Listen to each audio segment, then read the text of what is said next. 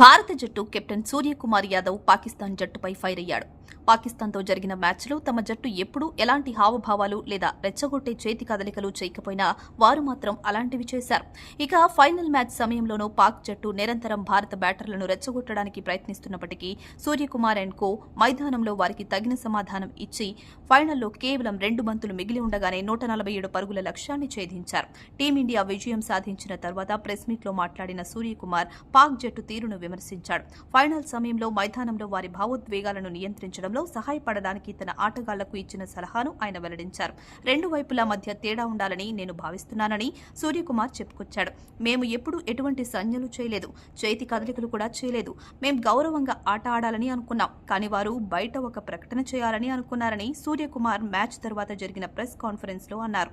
ఫలితం ఏ జట్టుకైనా అనుకూలంగా రావచ్చు, కానీ మీకు తిరిగి వచ్చినప్పుడు మీరు ఇచ్చిన కృషికి, మీరు ఆడిన ఆటకు సంతోషంగా ఉండాలి. బయట నుండి చూస్తే చాలా జరుగుతుందని ప్రజలు అనుకుంటారు, కానీ నేను ఆటగాళ్లతో భావోద్వేగాలను పక్కన పెట్టి మంచి ఆట ఆడుదాం, చివరికి ఏది వచ్చినా మేం దానిని తీసుకుంటామని సూర్య పేర్కొన్నాడు.